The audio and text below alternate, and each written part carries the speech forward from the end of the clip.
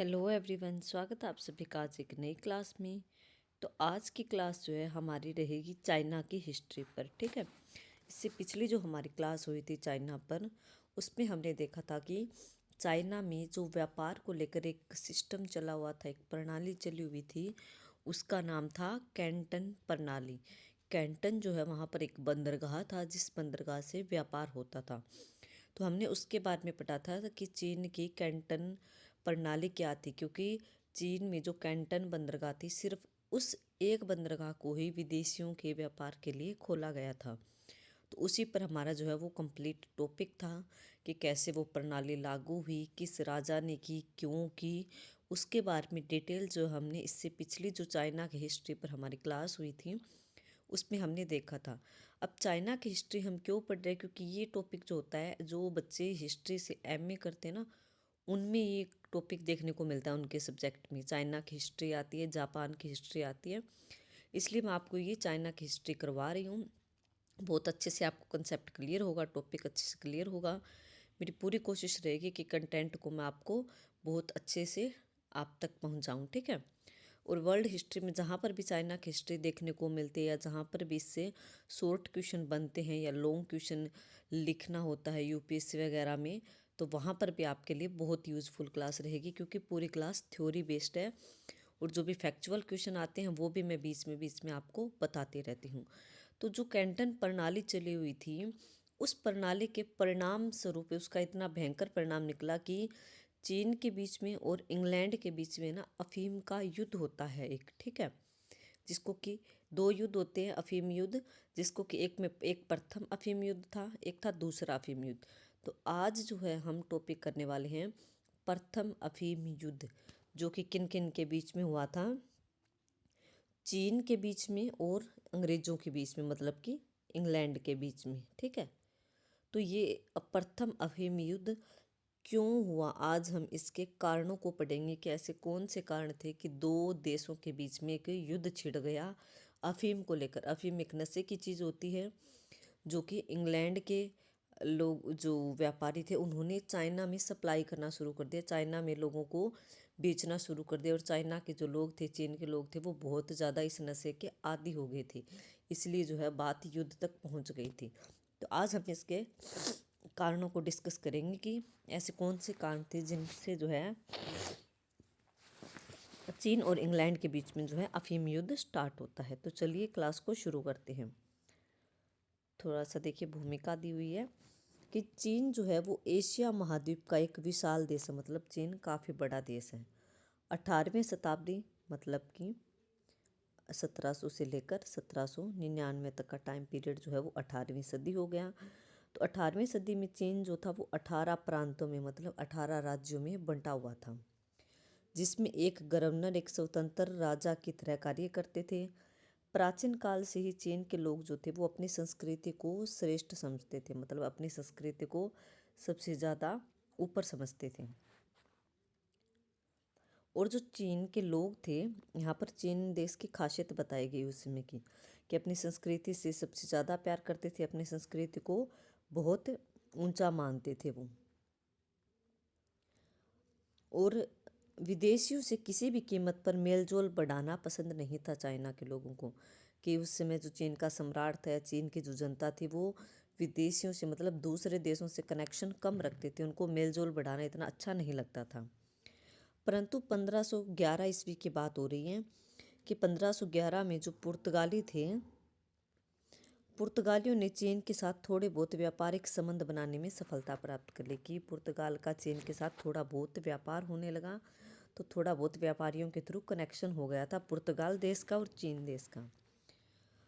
1557 में चीनी सरकार ने पुर्तगालियों को कैंटन, जो मैंने आपको बताया था एक कैंटन बंदरगाह थी, उसके निकट जो है मकाओ द्वीप से व्यापार करने की परमिशन दे दी। चाइना की सरकार ने पुर्तगाल के जो व्यापारी थे उनको बोला कि आप मकाओ द्वीप से जो है चाइना में व्यापार कर सकते हो, सिर्फ इसी मकाओ द्वीप पर आपके जहाज़ उतरेंगे, सामान के जो जहाज़ आएंगे, और यहीं से आपको जो सामान चाहिए चाइना से आप वो खरीद कर इसी द्वीप से ले जा सकते हो। आगे आपकी एंट्री नहीं, आपको किसी अन्य बंदरगाह पर आने की परमिशन नहीं है, सिर्फ एक मकाओ बंदरगाह पर परमिशन दी गई।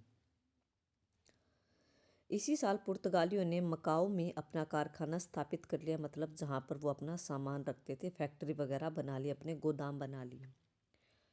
इसके बाद यूरोपीय देशों के व्यापारी भी जो थे वो चीन पहुँचने लगे, कि अन्य देश जैसे कि इंग्लैंड हो गया, स्पेन वगैरह, ये जो यूरोपीय महाद्वीप में जो अन्य देश शामिल थे वो भी पहुँचने लगे।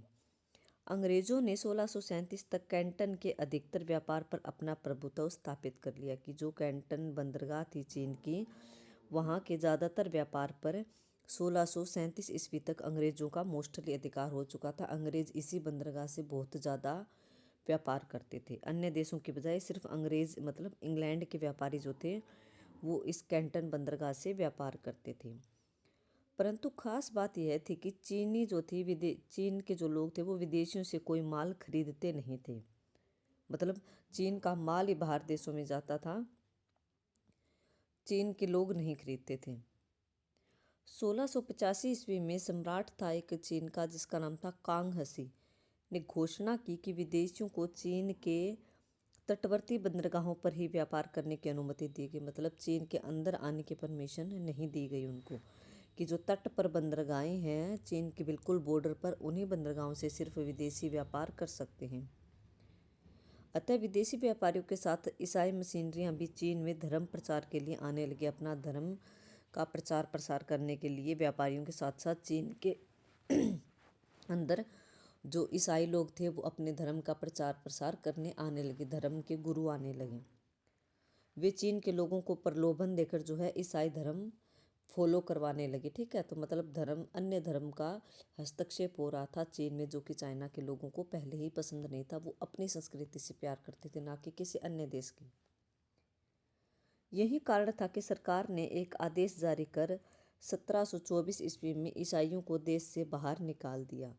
विदेशी व्यापारी भी चीनी अधिकारियों को रिश्वत देकर अनुचित व्यापार करते थे, मतलब जो चीन के अधिकारी थे उनको पैसा खिलाकर, ज़्यादा पैसा देकर, उनको रिश्वत देकर जो है गैर कानूनी व्यापार कर रहे थे। कौन? विदेश के जो व्यापारी थे और देशों के।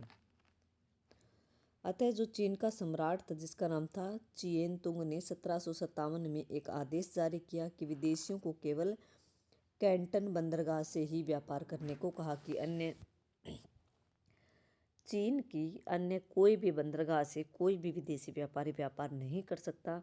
अगर विदेशी व्यापारी व्यापार करेंगे तो वो सिर्फ एक बंदरगाह थी, वो थी कैंटन बंदरगाह। इसी को ही चाइना की कैंटन प्रणाली भी बोला गया, कैंटन सिस्टम बोला गया। दूसरे बंदरगाहों पर जाने पर प्रतिबंध लगा दिया। इसके अतिरिक्त कैंटन में को होंग नामक व्यापारी संघ बना दिया, जिसमें कि 13 व्यापारी शामिल थे। मतलब कि सम्राट चियेन तुंग ने जो है एक ग्रुप बना दिया था, उस ग्रुप का नाम था को होंग, ठीक है। इस ग्रुप में जो है 13 व्यापारी शामिल थे। यही 13 व्यापारी जो थे वो बाहर के विदेशी व्यापारी जो थे उनके साथ व्यापार कर सकते थे, उनके साथ बातचीत कर सकते थे, उनको माल बेच सकते थे, उनसे खरीद सकते थे। अन्य किसी भी व्यापारी को विदेशियों के साथ व्यापार करने की परमिशन नहीं दी गई। तो अगर आपसे पूछे कि चीन का 1757 के आसपास चीन का ऐसा कौन सा व्यापारिक ग्रुप था जो विदेशियों से व्यापार कर सकता था, तो उस ग्रुप का नाम या उस व्यापारिक संघ का नाम क्या था? को होंग। अब विदेशी को होंग के माध्यम से ही व्यापारिक लेन देन कर सकते थे, अन्य किसी भी व्यापारी को माल वो नहीं बेच सकते थे, ना ही किसी से खरीद सकते थे। 18वीं सदी तक ईस्ट इंडिया कंपनी की शक्ति का भारत में काफ़ी विस्तार हो गया। मतलब 18वीं सदी तक जो है भारत में अंग्रेज़ों ने अपने पैर जमा ली थी 1757 के आसपास, ठीक है, प्लासी के युद्ध के बाद। 1715 में अंग्रेज़ों ने कैंटन में जो है एक कारखाने की स्थापना कर ली। उन्होंने चीन में ब्रिटेन के वस्त्र, अमेरिका की खाल को बेचना शुरू किया, जिसकी कि चीन में बहुत मांग थी, चीन में काफ़ी डिमांड थी। ब्रिटेन के, इंग्लैंड के बने हुए वस्त्र खरीदते थे चीन के लोग, और अमेरिका की खाल जो थी वो इंग्लैंड के लोग अमेरिका से मंगवाते थे और खरीदते थे। चीन भी विदेशी माल की ओर आकर्षित होने लगे। अंग्रेज़ों ने चीन में अफीम बेचनी भी शुरू कर दी। वे भारत में अफीम की खेती करवाते थे लोगों से, और वहाँ से जो है लाकर सामान बेचते थे। चीन में भेजते थे अंग्रेज। भारत में अंग्रेज़ों से, भारतीय लोगों से खेती करवाई अफ़ीम की, वहाँ से माल को आपने जो है गोदामों में रखा आपने, और उसको चीन में सप्लाई करते थे। और चीन के बहुत सारे लोग इस अफ़ीम नशे के आदी हो गए थे। तो 1835 तक की बात है कि 1835 तक चीन में लगभग 12 मिलियन लोग अफ़ीम के आदी हो गए। तो जो चीन के अधिकारी थे उनमें लगभग 90% लोग अफ़ीम का सेवन करने लगे, और अफ़ीम जो है उसमें काफ़ी महंगी भी मिलती थी। इसीलिए जो है अंग्रेज़ों को इस व्यापार में मुनाफा होता था। वो चीनी लोगों को अफ़ीम बेचते थे और बदले में खूब पैसा लेते थे। 1800 में 4000 अफ़ीम की पेटियां जो है वो चीन में आती थी, जो 1839 में बढ़कर 30,000 पेटियां हो गई। इससे चीन में लोगों का नैतिक और आर्थिक पतन होने लगा। मतलब जो है चीन का आर्थिक विकास भी रुक गया और लोगों की नैतिकता भी खत्म हो गई, क्योंकि सारे लोग जो है वो नशे के आदी हो चुके थे और गरीब होने लगे थे। अतः 1839 में चीनी सरकार ने एक आदेश जारी कर कैंटन में अफीम के व्यापार को रोकने के लिए एक आयुक्त एक एक आप मान लो एक सिस्टम, एक कानून लागू कर दिया था। उसने अफीम के व्यापार को रोकने के लिए कठोर कदम बनाए। इस कमेटी ने कमेटी बनाई थी जिससे ब्रिटेन और चीन के संबंधों में कटुता मतलब कड़वाहट आ गई और दोनों ही देशों में युद्ध अनिवार्य हो गया। तो युद्ध तो होना ही था। देखो, इंग्लैंड के लोग अफीम बेचते थे चाइना में, तो चाइना से उन्हें खूब पैसा मिलता था क्योंकि अफीम उस समय बहुत महंगी थी। और अफीम चीन के लोग जो थे वो इस नशे के आदी हो गए थे, तो उन्हें तो ये नशा चाहिए ही चाहिए, चाहे कितना ही महंगा मिले। तो चीन के लोग तो उसे खरीदेंगे ही, और अंग्रेज जो उसको मुंह मांगे महंगे दामों पर अफीम को बेचते थे।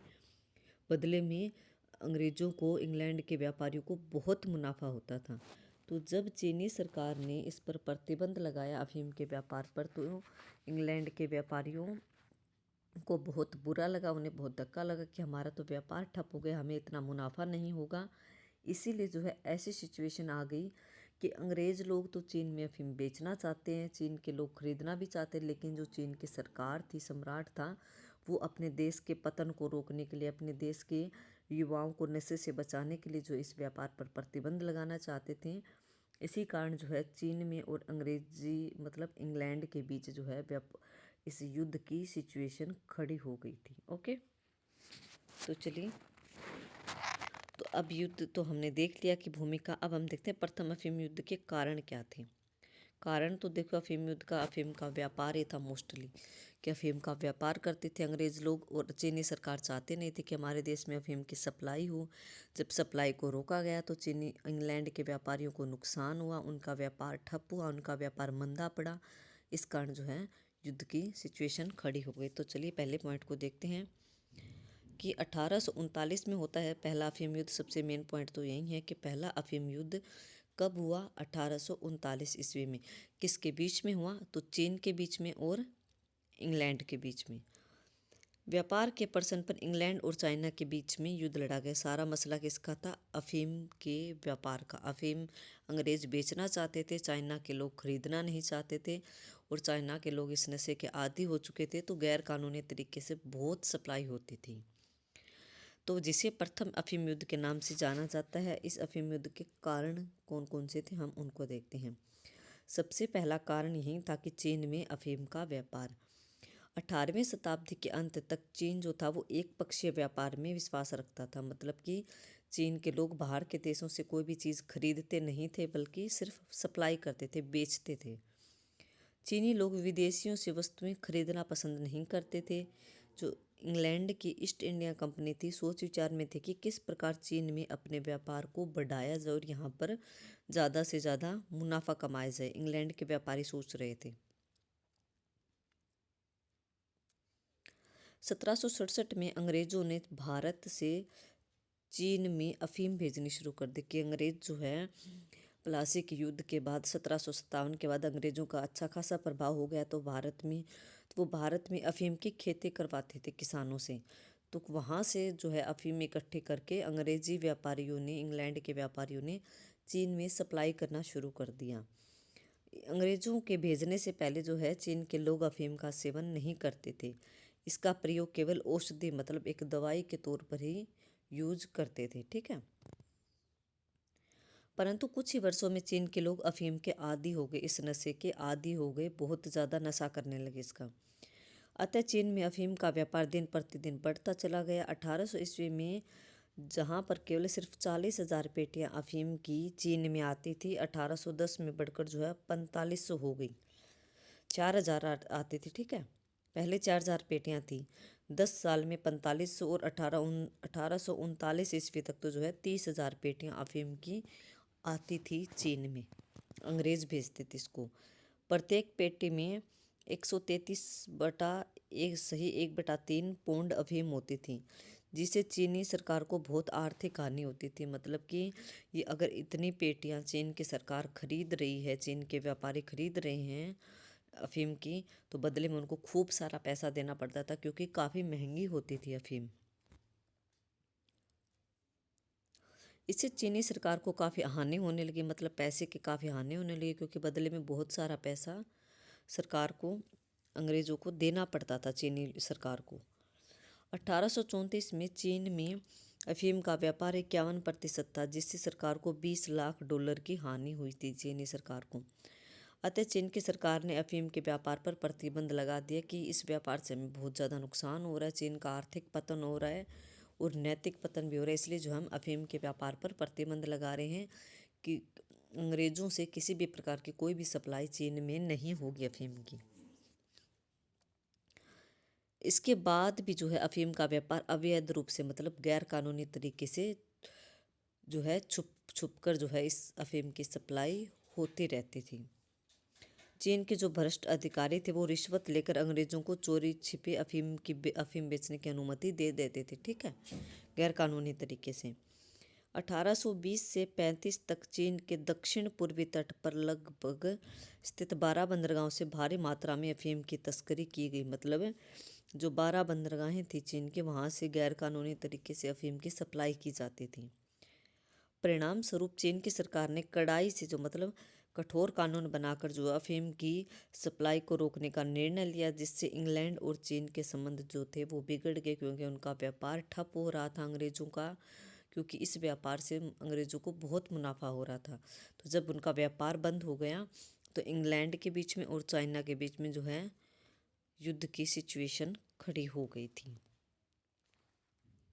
सेकंड पॉइंट कि चीनियों का यूरोपियन उम्मत के साथ दुर्व्यवहार, कि चीन की जो लोग थे वो अपनी सभ्यता एवं संस्कृति को सबसे श्रेष्ठ मानते थे, कि हमारी जो संस्कृति है, हमारी जो सभ्यता है, हमारे जो रीति रिवाज हैं वो सबसे ऊंचे हैं, इससे ऊपर हमें अन्य किसी भी देश के नहीं हैं।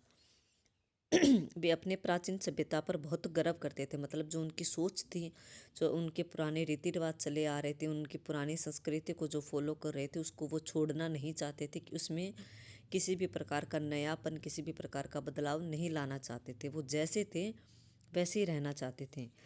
यही कारण था कि उन्होंने 18वीं शताब्दी तक विदेशियों से, बाहर के देशों से कोई कनेक्शन नहीं रखा था, ठीक है, ना ही बाहर के देशों से वो कोई चीज़ मंगवाते थे, वो सिर्फ अपने देश में ही बने हुए माल का प्रयोग करते थे, अपनी ही संस्कृति को बढ़ावा दे रहे थे। चीनी अफसर जो थे वो यूरोपियन मतलब जो व्यापारी आते थे, यूरोप के कर्मचारी होते थे, उनके साथ दुर्व्यवहार करते थे और उन्हें अपमानजनक चीनी शिष्टाचार के नियमों का पालन करने पर मजबूर करते थे।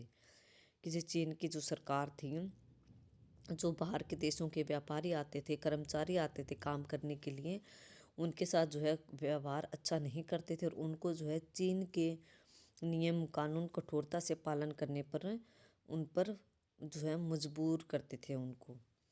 जबकि यूरोप के लोग थे वो स्वतंत्र विचारों के थे, कि इंग्लैंड के लोग मोस्टली इंग्लैंड के लोग थे, उनकी सोच स्वतंत्र थी, वो टाइम के अनुसार बदलना जानते थे और किसी भी हालत में अपने अपमान को सहने को तैयार नहीं थे। यही कारण था कि चीन और इंग्लैंड के बीच में जो है जो मतभेद थे, जो मनमुटाव था, वो और गहरा होता चला गया, ठीक है, उनके संबंध बिगड़ते चले गए। थर्ड पॉइंट है यूरोपीय व्यापारियों का शोषण, कि जो यूरोप के व्यापारी आते थे उनका शोषण किया जाता था, कि चीन में यूरोपीय व्यापारियों का शोषण किया जाता था। कोई भी चीनी जो था वो यूरोप के व्यापारियों से वस्तुएं नहीं खरीदता था, जबकि यूरोपीय व्यापारी चीन से चाय, रेशम, कपास, चीनी मिट्टी के बर्तन खरीदते थे। मतलब कि ये कहा गया है, एक मिनट, कि चीन के लोग जो थे वो किसी भी प्रकार के सामान को नहीं खरीदते थे।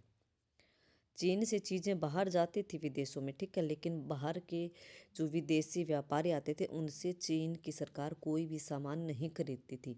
चीन से जो है चाय भेजी जाती थी दूसरे देशों में, कपास भेजी जाती थी, रेशम भेजी जाती थी, चीनी मिट्टी के बर्तन सप्लाई किए जाते थे। लेकिन जो चीनी व्यापारी थे वो यूरोप के व्यापारी से कोई भी वस्तुएं नहीं खरीदते थे। चीन का विदेशियों के प्रति व्यवहार इसलिए भी बुरा रहा क्योंकि वे समझते थे कि यूरोप के जो व्यापारी हैं, यूरोप के जो लोग हैं, वो चीन के माल के बिना जीवन यापन नहीं कर सकते। मतलब कि चीन से अगर हम चाय नहीं भेजेंगे, रेशम, कपास, चीनी मिट्टी के बर्तन नहीं भेजेंगे, तो बाहर के लोगों को ये चीज़ें अन्य कहीं जगह से नहीं मिल सकती। ऐसा उनका मानना था चीन के लोगों का।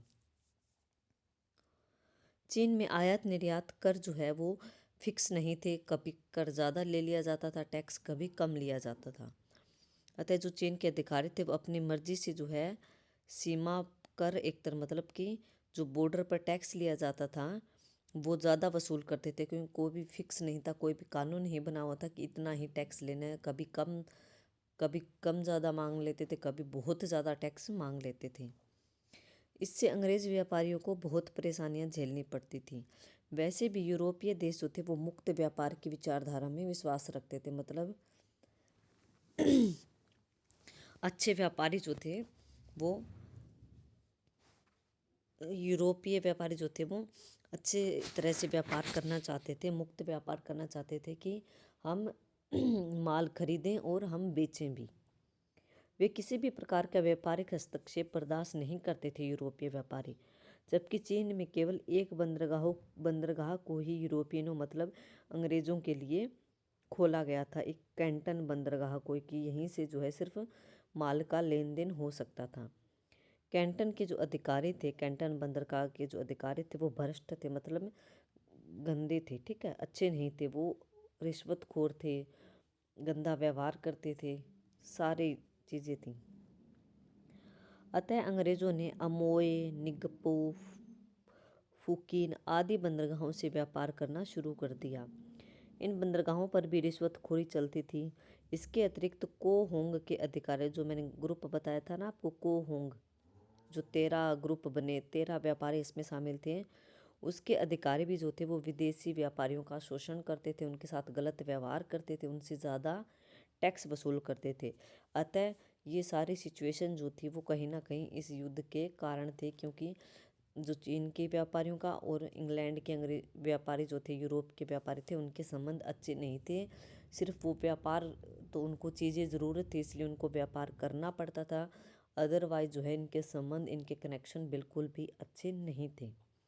ठीक है, तो आज हमने जो है 3 पॉइंट डिस्कस कर लिए अफीम युद्ध के, कि अफीम युद्ध में, कि पहले अफीम युद्ध का कारण क्या था, अफीम का व्यापार था। दूसरा जो है चीन के व्यापारी जो थे वो यूरोप के व्यापारियों के साथ गलत व्यवहार करते थे और उनका शोषण करते थे। तो 3 कारणों को हमने देख लिया, बाकी जो रीज़न रहेंगे वो मैं आपको नेक्स्ट क्लास में डिस्कस करवाऊँगी। ठीक है, तो आई होप आपको टॉपिक जो मैं पढ़ा रही हूँ कंसेप्ट क्लियर हो रहा है, अच्छे से समझ आ रहा है।